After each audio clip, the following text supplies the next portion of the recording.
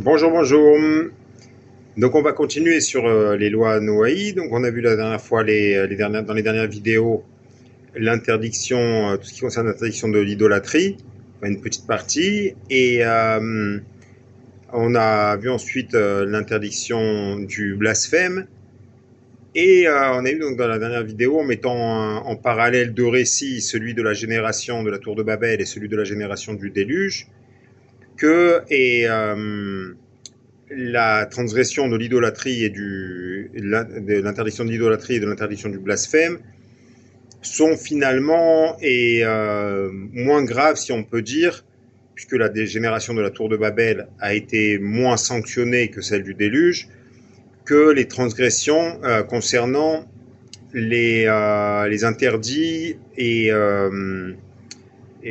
régissant les règles qui régissent la vie des êtres humains entre eux. Voilà, le vol, la débauche et l'iniquité, le meurtre, tout simplement, la violence.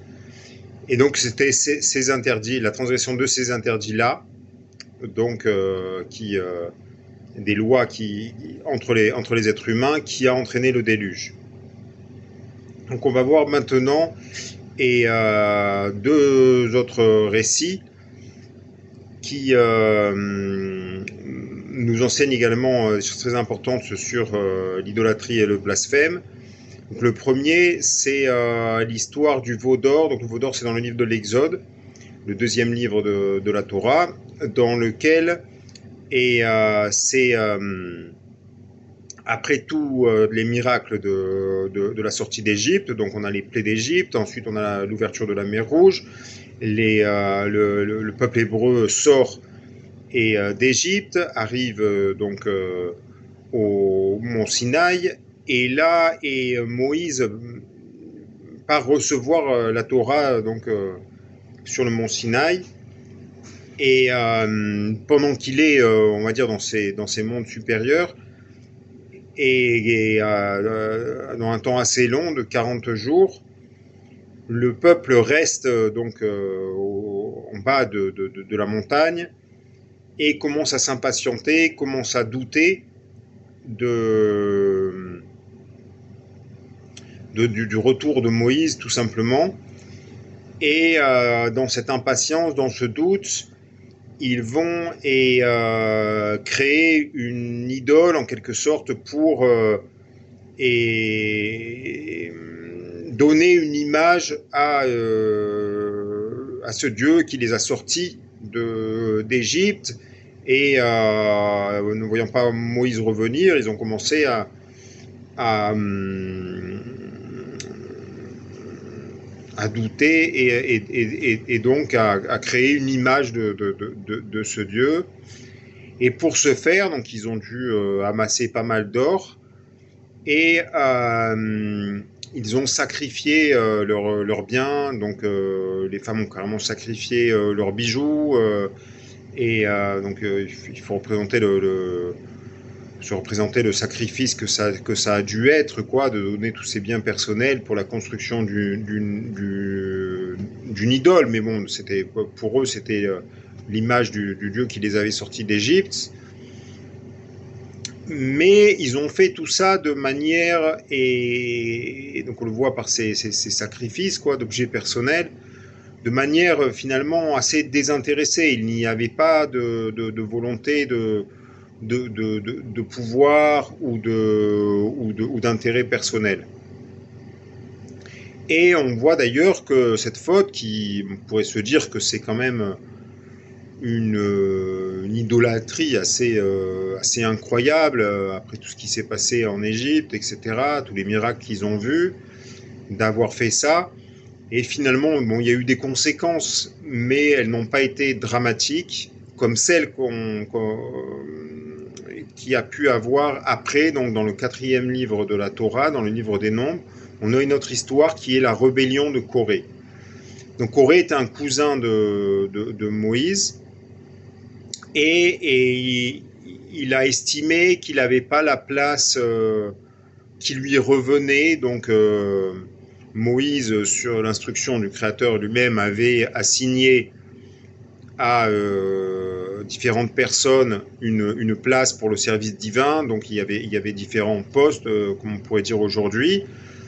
Et le grand prêtre, les différents prêtres qui servaient, etc. Ceux qui portaient l'arche sainte. Voilà, il y avait plusieurs postes comme ça qui étaient attribués, et donc ils avaient été attribués à différentes personnes. Et donc Corée a commencé à dire que Moïse avait agi par intérêt personnel, avait favorisé notamment son frère Aaron, et, et donc cette histoire a été sanctionnée par le créateur lui-même, alors que par rapport à l'histoire du veau d'or que je racontais précédemment, il y a eu quand même beaucoup de miséricorde, si on peut dire, de la part du créateur. Là, et c'est tout l'inverse, c'est-à-dire qu'il y a eu je vous invite à lire l'histoire dans le détail, la terre s'est ouverte sous les pieds de Corée et des personnes qui l'accompagnaient, et ils ont tous été engloutis soudainement. Donc là, on voit que par rapport à ce dont on a raconté dans les vidéos sur concernant le libre arbitre, là, le créateur n'a pas, si on peut dire, respecté le libre arbitre de Corée de blasphémer contre Moïse et contre lui-même. Ça a été immédiatement sanctionné. Et alors pourquoi est cela? Pourquoi, si on compare ces deux récits et qu'on voit la différence dans les conséquences, on s'aperçoit quand on commence à lire la Torah que finalement les enseignements, ils dépendent, le fait que l'on comprenne les enseignements, ils dépendent essentiellement de nos traits de caractère. C'est-à-dire, par exemple, si on ne travaille pas sur l'orgueil, donc la Corée était quelque part remplie d'orgueil, c'était quelqu'un de très riche, et donc il estimait que sa richesse, son pouvoir, son influence, et voilà, devait correspondre à un certain poste. Et donc finalement, le message qui adresse à nous, c'est que quand on a l'orgueil, quand on croit comprendre les choses, quand on n'accepte pas notre place dans ce monde, et ben tout simplement, on ne peut pas accéder à ces enseignements. On le voit aussi, par exemple, quand on commence à douter de la réalité d'un créateur. Ça, c'est tout à fait étonnant. Et de voir que on va lire des récits tout à fait, parfois passionnants, des histoires incroyables. Et non, on va pas y arriver, on va s'endormir, on va pas arriver à se concentrer, on va pas arriver à comprendre des enseignements. Et en fait, c'est dû au travail sur les traits de caractère qui font en quelque sorte écran à notre apprentissage. On le voit également avec la colère, donc on va commencer à lire, à comprendre, les choses vont commencer à s'éclaircir, puis d'un coup, pour une raison ou une autre, on va se mettre en colère, et puis tout d'un coup, tout va devenir confus et obscur. On va parfois même ne plus vouloir s'intéresser à ça.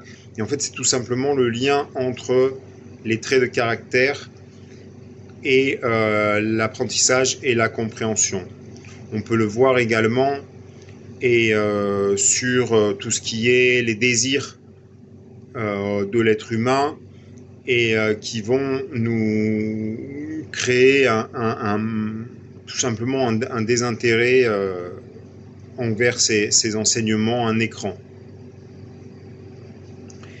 Et donc on va poursuivre cette idée dans la prochaine vidéo, sur l'idée de la cohérence entre ces enseignements et notre vie, qui est, on va dire, une condition pour pouvoir avancer dans l'apprentissage de la Torah. Voilà, voilà. Merci de m'avoir écouté jusque-là et à la prochaine vidéo.